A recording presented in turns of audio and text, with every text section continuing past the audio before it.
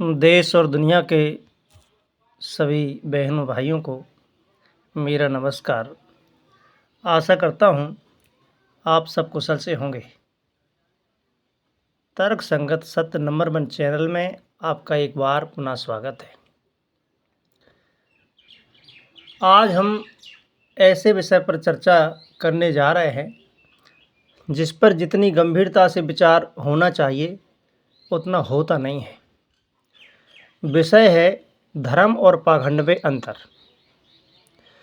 आज संसार में जितने संघर्ष दिखाई देते हैं उनमें से अनेक धर्म के कारण नहीं बल्कि धर्म के नाम पर फैले पाखंड, अंधविश्वास, कट्टरता और स्वार्थ के कारण हैं। सबसे पहले एक बात स्पष्ट कर लें, धर्म मनुष्य को जोड़ता है जबकि पाखंड मनुष्य को बांटता है। धर्म प्रेम सिखाता है, पाखंड भय पैदा करता है। धर्म सेवा सिखाता है, पाखंड व्यापार करता है। धर्म विवेक जगाता है, पाखंड प्रश्न पूछने से रोकता है।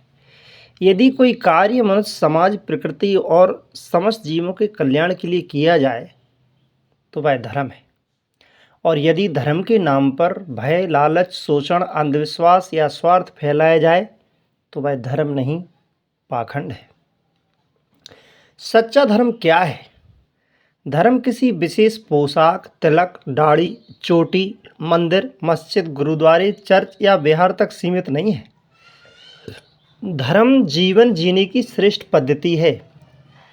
यदि कोई व्यक्ति वृक्ष लगाता है, नदियों, तालाबों और कुएं को स्वच्छ रखता है, वर्षा जल का संरक्षण करता है, पर्यावरण बचाता है, पक्षियों के लिए दाना पानी रखता है, प्यासों के लिए प्याऊ बनवाता है, भूखों को भोजन की उपलब्ध करवाता है, लंगर और भंडारे बिना भेदभाव के चलाता है, गरीब बच्चों की शिक्षा में सहयोग करता है, अस्पताल, पुस्तकालय और विद्यालय बनवाता है, रक्तदान और अंगदान करता है, वृद्धों, अनाथों और दिव्यांगों की सहायता करता है, पशु पक्षियों के प्रति दया रखता है, सत्य बोलता है, ईमानदारी से आजीविका कमाता है, रिश्वत नहीं लेता, महिलाओं का सम्मान करता है, जाति, धर्म और भाषा के आधार पर भेदभाव नहीं करता, विज्ञान और विवेक का सम्मान करता है, अपने कर्तव्यों का पालन करता है, समाज में प्रेम, सहयोग और भाईचारा बढ़ाता है।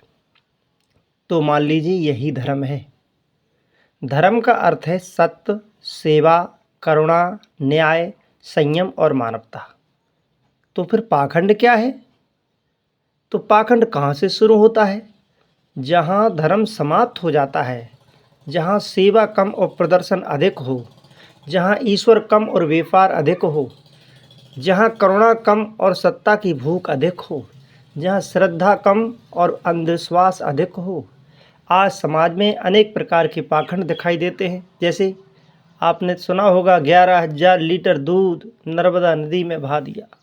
तो नदियों में दूध, घी या खाद्य सामग्री का बहाना, पूजा के नाम पर पर्यावरण को प्रदूषित करना, तपस्या और चमत्कार का झूठा प्रदर्शन करना, भेष बदलकर भोले भाले लोगों को ठगना, धर्म के नाम पर करोड़ों की संपत्ति इकट्ठा करना, बड़े बड़े ट्रस्ट और गद्दियाँ बनाकर धर्म को व्यापार बना देना, महिलाओं, बच्चों और शिष्यों का शोषण करना, वीआईपी दर्शन जैसी व्यवस्था बनाकर ईश्वर के सामने भी अमीर गरीब का भेद पैदा करना, भूत प्रेत, टोना टोटका और नकली चमत्कारों से लोगों को मोहित करके भय फैलाना, बीमारी का उपचार छोड़कर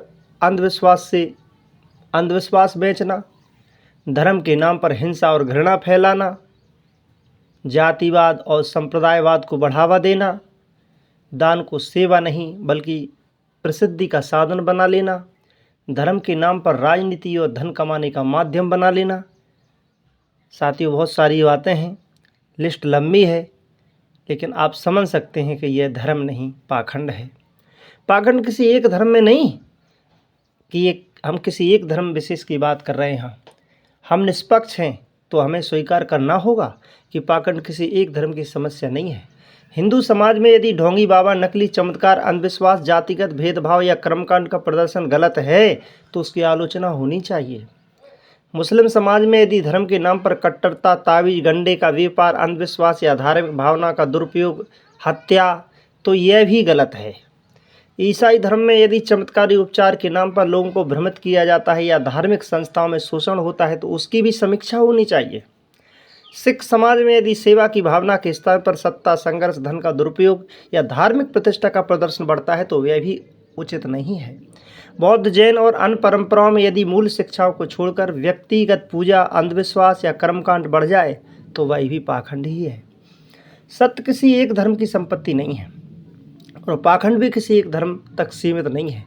आस्था और विवेक लगभग प्रत्येक धर्म और संप्रदाय में कुछ ऐसी मान्यताएं मिलती हैं जो आस्था से जुड़ी हैं, जैसे ईश्वर, आत्मा, स्वर्ग, नरक, जन्नत, जहन्नम, देवी देवता, फरिश्ते, भूत प्रेत, पुनर्जन्म, कर्मफल और चमत्कार। ये विषय करोड़ों लोगों की आस्था से जुड़े हैं, इसलिए उनका सम्मान होना चाहिए। लेकिन सम्मान का अर्थ यह नहीं कि हर दावे को बिना सोचे समझे सत्य मान लिया जाए। समस्या तब उत्पन्न होती है जब कुछ लोग इन्हीं मान्यताओं का उपयोग लोगों को डराने या लालच देने के लिए करने लगते हैं। कहीं कहा जाता है हमारी बात नहीं मानी तो नरक मिलेगा, कहीं कहा जाता है हमारे संप्रदाय में आ जाओ तभी स्वर्ग या जन्नत मिलेगी, कहीं चमत्कारों के नाम पर भीड़ जुटाई जाती है, कहीं भूत प्रेत, ग्रह दोष और अदृश्य शक्तियों का भय दिखाकर लोगों से धन लिया जाता है, और कहीं यह प्रचार किया जाता है कि केवल एक गुरु, एक संस्था या एक संप्रदाय ही मुक्ति का एकमात्र मार्ग है। जब आस्था का दुरुपयोग या आस्था का उपयोग भय, लालच और नियंत्रण के लिए होने लगे तब सावधान हो जाने की आवश्यकता है। विज्ञान कहता है, आज हम विज्ञान के युग में जी रहे हैं। विज्ञान सिखाता है किसी भी दावे को केवल इसलिए सत्य मत मानो कि वह बहुत पुराना है या बहुत प्रसिद्ध है या किसी बड़े व्यक्ति ने कहा था। जहाँ प्रमाण उपलब्ध हो वहाँ प्रमाण देखिए, जहाँ प्रमाण ना हो वहाँ स्वीकार कीजिए कि यह आस्था या दर्शन का विषय है, स्थापित वैज्ञानिक तथ्य नहीं। यह पूछना अपराध नहीं है। सत्य को प्रश्नों से डर नहीं लगता। यदि कोई विचार सत्य है तो वह तर्क और परीक्षण की कसौटी पर भी खरा उतरेगा। धर्म की पहचान कैसे करें? अपने आप से केवल 5 प्रश्न पूछिए। क्या इससे किसी का भला हो रहा है? जो भी तुम करने जा रहे हो, क्या इससे किसी का भला हो रहा है? क्या इससे किसी का दुख कम हो रहा है? क्या इससे प्रकृति सुरक्षित हो रही है? क्या इससे समाज में प्रेम बढ़ रहा है? क्या इससे मनुष्य अधिक ईमानदार और जिम्मेदार बन रहे हैं? यदि हाँ में उत्तर है तो वह धर्म है। यदि किसी कार्य से भय, अंधविश्वास, शोषण, घृणा, हिंसा, लालच और अज्ञान बढ़ रहा है तो वह मेरी दृष्टि में पाखंड है। आज समाज को किस धर्म की आवश्यकता है?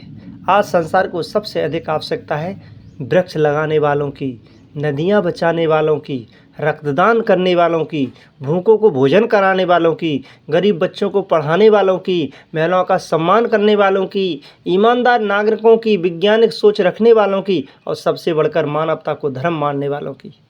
तो साथियों, तर्क संगत सत्य का उद्देश्य किसी धर्म, महापुरुष या आस्था का विरोध नहीं है। हमारा उद्देश्य किसी की भावनाओं को ठेस पहुंचाना नहीं बल्कि विवेक को जगाना है। हम तो ये कहते हैं आस्था रखिए लेकिन अंधविश्वास मत रखिए, श्रद्धा रखिए लेकिन प्रश्न पूछने का साहस भी रखिए, धर्म अपनाइए लेकिन पाखंड से बचिए।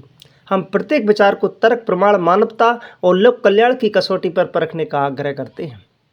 सत्य को तर्क से डर नहीं लगता और असत्य को प्रश्नों से डर लगता है।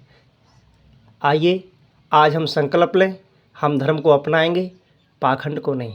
हम सेवा करेंगे, प्रदर्शन नहीं। हम सत्य की खोज करेंगे, अंधविश्वास की नहीं। हम किसी भी धर्म से घृणा नहीं करेंगे लेकिन किसी भी धर्म के भीतर छिपे शोषण, ढोंग और पाखंड का समर्थन भी नहीं करेंगे। याद रखिए, जो मनुष्य समाज और प्रकृति का कल्याण करे वही धर्म है। जो भय, लालच, अंधविश्वास और शोषण को बढ़ाए वही पाखंड है। और अंत में, धर्म का सबसे बड़ा मंदिर मानव का हृदय है।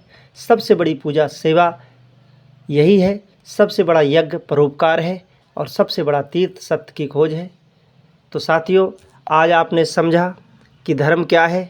धर्म के नाम पर लोग गुमराह कर रहे हैं, ये आप चारों ओर देख ही रहे हैं।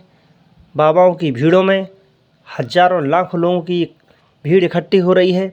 लोग भय से कप रहे हैं, वहाँ भूत नाच रहे हैं। हो सकता है ये कोई मानसिक बीमारी हो सकती है, लेकिन हम तो परंपरागत तरीके से यही जानते हैं कि ये तो भूत हैं और बाबा ने भूत फेंक दी, मरीज ठीक हो गया। साथियों, ये भाव चिकित्सा भी हो सकती है। जहां आप देखो केवल दुकानदारियां दिख रही हैं, कोई लॉकेट बेच रहा है, इस लॉकेट को खरीदोगे तुम्हारे घर में लक्ष्मी आ जाएगी।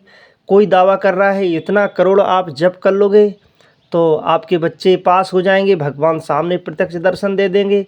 कोई दावा कर रहा है इतना लीटर दूध नदियों में डाल दोगे तुम्हें सुरक्षित सिंहासन आ जाएगा। साथियों, मैंने बहुत सी बातें आपको बताई।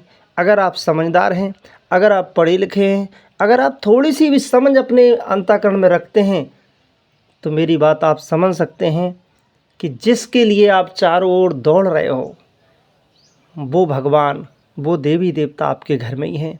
आप छोटे छोटे बच्चों में अपने भगवानों को देखिए, अपने माता पिता में अपने भगवानों को देखिए, संत अतिथि दीन दर्द नारायण में आप भगवानों को देखिए। आप जब मंदिर में जाते हैं मूर्तियों के दर्शन करने के लिए, उस पत्थर की मूर्ति का दर्शन करने के लिए आप 4-4 घंटे और कहीं कहीं तो 24-24 घंटे लाइन में लगे रहते हैं। आपके शरीर के जो बैग होते हैं उनको भी आप साधते हैं और लगे रहते हैं, लेकिन वहीं भगवान द्वार पर वो दीन दरिद्र और दरिद्र नारायणों के रूप में, गरीब अनाथों के रूप में, असहाय के रूप में बैठा रहता है। आपको उनमें भगवान दिखाई नहीं देता। कैसे हो गए हो आप? आपकी हालत कैसी कर दी है? आप कब जागोगे? साथियों, मेरी भावना को आप समझने की कोशिश कीजिए। कृष्ण का स्वरूप लखो सुंदर हर बालकों में, जीवन को राम के चरित्र से संवारना। पढ़ पढ़ के ग्रंथ कोरे ज्ञान के न तोता बनो, हो सके तो जीवन में ज्ञान को उतारना। जीवों में दया भाव मन में पवित्रता हो तो ईश्वर को सभी जगह नज़र से निहारना।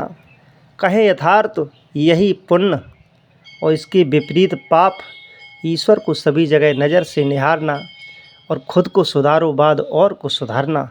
साथियों, आइए तर्क संगत सत्य नंबर 1 चैनल को सब्सक्राइब कीजिए, लाइक कीजिए, शेयर कीजिए और इतना फैला दीजिए कि देश विदेश में फैला हुआ ये पाखंड समाप्त हो जाए, लोग जागें। और मुझे लगता है यूट्यूब पर लाखों करोड़ों चैनल है, परंतु एकमात्र ये चैनल है जो सही तरीके से आपको ज्ञान दे रहा है। आप इसको समझिए और अगर आपको एक भी बात इसमें मेरी अच्छी लगती है तो आप अपने ग्रुप में इसको शेयर कर दीजिए। ना जाने किसको अच्छी लगे ये बात और वो सब्सक्राइब कर ले।